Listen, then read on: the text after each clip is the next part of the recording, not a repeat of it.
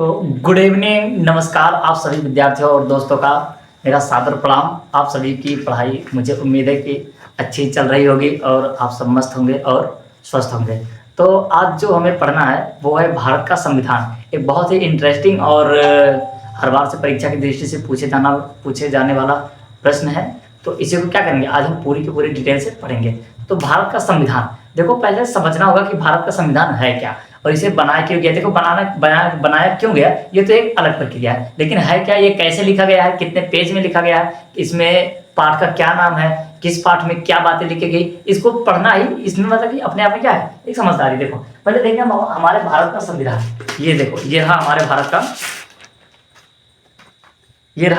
का संविधान। इसमें जो टोटली भाग हैं वो 22 भाग है। जैसे आप एक मैथ का चैप्टर ले, एक मैथ की कोई बुक उठा लीजिए, तो उसमें भी कहीं ना कहीं 16 लेसन, 17 लेसन, 18 लेसन ऐसे करके लिखे रहते हैं ना। कोई साइंस की बुक ले लीजिए, उसमें भी 15-16 लेसन और कोई ना कोई चैप्टर होता है। अभी मैथ में लीजिए, कहीं त्रिकोणमिति है तो कहीं ट्रिग्नोमेट्री, कहीं कुछ ना कुछ तो हमेशा उसमें क्या होता है वो तो देखो मैथ हमको उतना ज्यादा आता नहीं। या फिर आप केमिस्ट्री ले लीजिए, कहीं तो यूनिट है, कहीं पे लाइट है, कहीं पे हीट है ना। या फिर बायोलॉजी ले लीजिए, कहीं पे किडनी है तो कहीं पे फेफड़ा है, कहीं पे लीवर है, कुछ ना कुछ आर्टिकल उसमें मतलब कि कुछ ना कुछ लेसन है। तो ठीक उसी प्रकार से हमारे इस संविधान में भी कुछ लेसन यानी कि भाग, जो लेसन है उसको भाग कहा जाता है। और जो टोटली भाग है वो है 22 भाग, ठीक है। और क्या पूरे टोटली कितने भाग हैं, 22। और वो 22 भाग जो है किसी न किसी पेज में लिखे होंगे।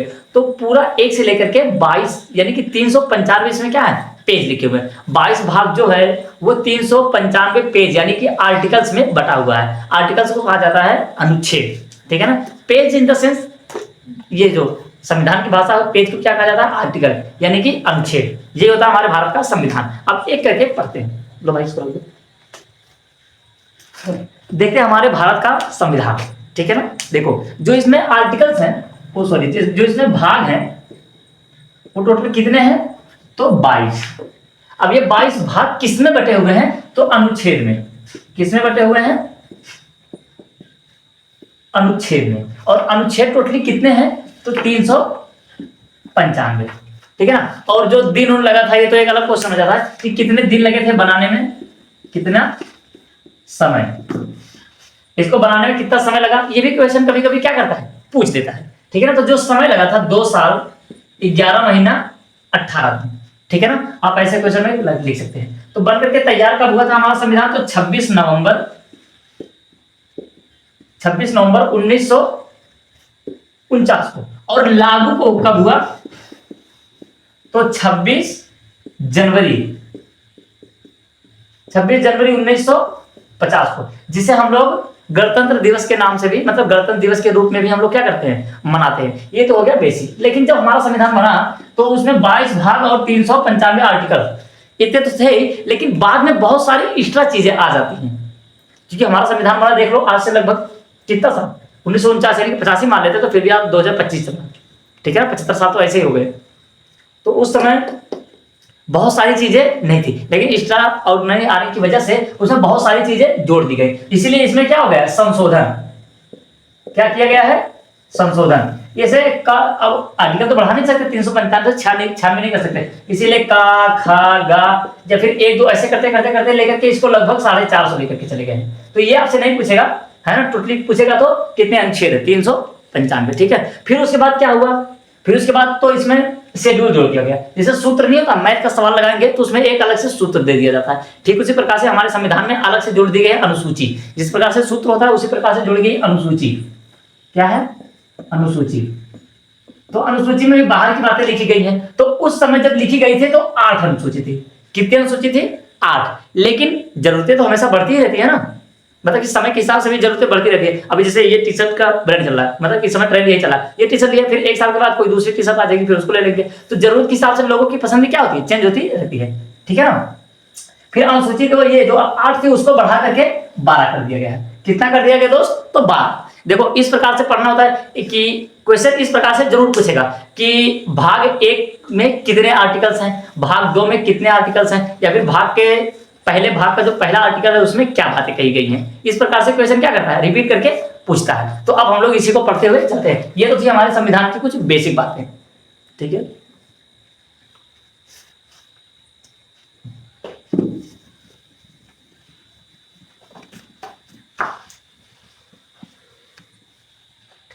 अब जाकर के स्टार्ट होता है हमारा भाग एक।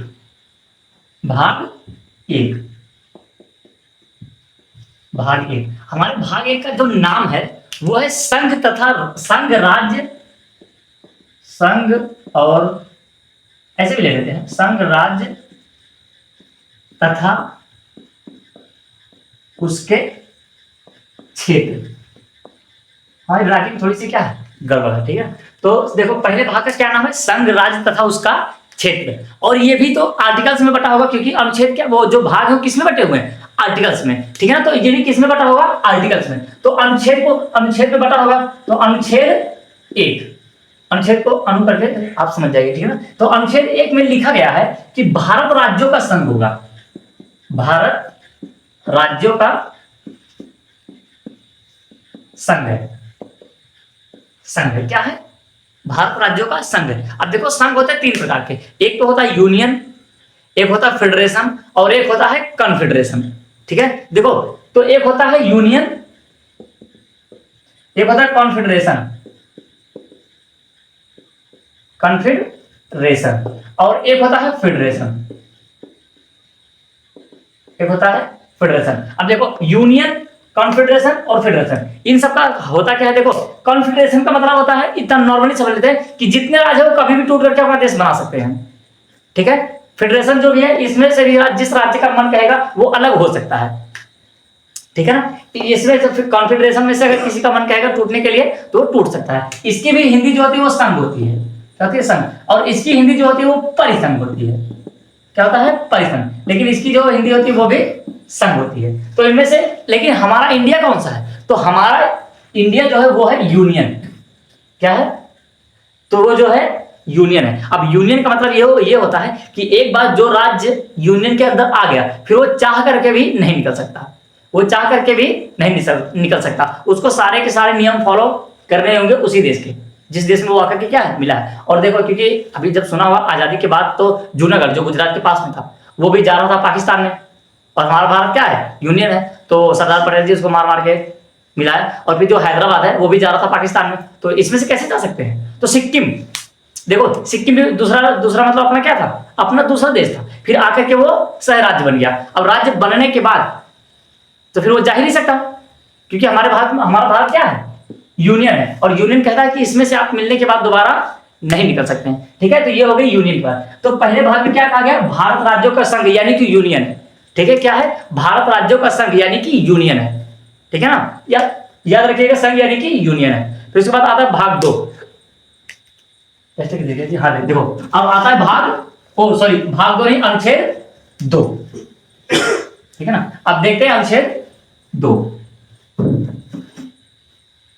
अब अनुच्छेद दो में क्या है, इतना समझ आ रहा है ना। अनुच्छेद दो में यह कहा गया कि संसद विदेशी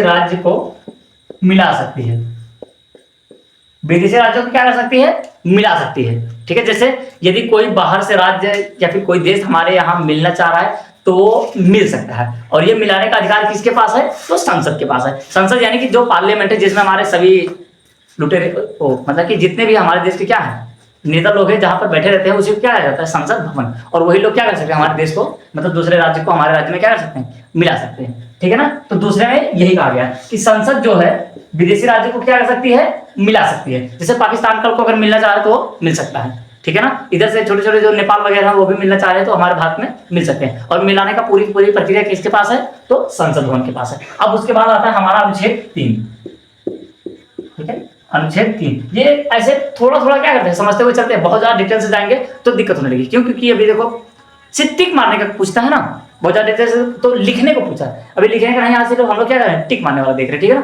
तो यही रहेगा, बस समझ में आ गया। अब आता है अनुच्छेद 3। अब अनुच्छेद 3 में कहा गया है कि संसद वर्तमान राज्य में परिवर्तन कर सकती है। क्या कर सकती है, तो परिवर्तन कर सकती है। संसद वर्तमान राज्य में परिवर्तन कर सकती है। अब परिवर्तन क्या कर सकती है, यदि संसद चाह रही है किसी राज्य का नाम बदलना, तो बदल सकती है, या फिर कोई राज्य बहुत ज्यादा बड़ा दिख रहा है तो उसको तोड़ करके छोटा कर देना, ये सब क्या कर सकती है, संसद कर सकती है। जैसे बिहार से तोड़ करके झारखंड बना दिया गया, है ना, जैसे उत्तर प्रदेश से तोड़ करके उत्तराखंड बना दिया गया, है ना। तो इसी प्रकार से क्या करती है, कर सकती है, संसद तोड़ फोड़ कर सकती है। जैसे इससे पहले हैदराबाद में बहुत ज्यादा कंफ्यूजन थी कि भी तेलंगाना बना, दुनिया भर के क्या बन गया ना। तो फिर ऐसे में क्या हो सकता है, वर्तमान राज्य में संसद क्या कर सकती है, परिवर्तन कर सकती है, ठीक है ना। जैसे हमारा गांव बरंगी है, अगर गवर्नमेंट चाहेगी इसका चेंज करके कुछ और भी रख सकती है, ठीक है ना। फिर ये तो हो गया। अब आता है अनुच्छेद 4। अनुच्छेद 4, अब अनुच्छेद 4 में कहा गया है कि यदि संसद अनुच्छेद 2 और अनुच्छेद 3 का कार्य कर रही है, इन द सेंस किसी राज्य को मिला रही है या फिर किसी राज्य में तोड़फोड़ कर रही है, किसी राज्य को मिला रही है या फिर किसी राज्य में तोड़फोड़ कर रही है, तो कोई भी इसके काम में हस्तक्षेप नहीं करेगा। हस्तक्षेप नहीं करेगा, चाहे वो राष्ट्रपति हो, चाहे कोई भी, मतलब कि जस्टिस हो, कुछ भी हो, इसके काम में हस्तक्षेप नहीं कर सकता। अगर संसद अनुच्छेद 2 और क्या कर रही है, अनुच्छेद 2 और 3 का कार्य कर रही है, क्या कर रही है, कार्य कर रही है, तो कोई भी हस्तक्षेप नहीं करेगा, कोई भी हस्तक्षेप नहीं कर सकता, चाहे राष्ट्रपति हो, प्रधानमंत्री हो, सॉरी मतलब प्रधानमंत्री तो क्या, प्रधानमंत्री तो एक संसद का एक मेंबर ही होता है, मेंबर ऑफ पार्लियामेंट होता है। तो सभी लोग मिलकर के जब कार्य कर रहे होंगे तो उसमें कोई भी दखल अंदाजी नहीं दे सकता, ठीक है ना। तो ये हुआ। तो देखो अब क्वेश्चन क्या कहेगा, अब क्वेश्चन तो आप इतना समझ लीजिए, फिर अपना दिमाग लगा के समझ जाना कि क्वेश्चन क्या कहेगा और हमको जवाब कैसे देना। तो देखो एक क्वेश्चन इस प्रकार से बन सकता है कि भारत के संविधान के पहले भाग में, भारतीय संविधान के पहले भाग में कितने आर्टिकल्स हैं, भारतीय संविधान में के पहले भाग में कितने आर्टिकल्स हैं। हमने बताया देखो आर्टिकल 1, 2, 3 और 4, ये तो भाग का नाम लिखा हुआ है ना, आर्टिकल 1, 2, 3, 4। देखो पहले में कहा गया है भारत राज्यों का संघ, दूसरे में कहा गया संसद विदेशी राज्य को मिला सकती है, और तीसरे में कहा गया है संसद वर्तमान राज्य में परिवर्तन कर सकती है, और चौथे में कोई भी हस्तक्षेप नहीं करेगा, बस 4। तो वर्तमान में राज्य मतलब इसमें जो है भाग 1 है, इसमें कितने आर्टिकल्स है, तो 4, ठीक है ना। नाम क्या है, तो संघ राज्य तथा उसके क्षेत्र, ठीक है। अब इसके बाद से भाग 2 चालू हो जाता है, भाग 2 चालू होगा, उसका नाम है नागरिकता यानी कि सिटीजनशिप, वो जाएगा 5 से लेकर के 11 तक।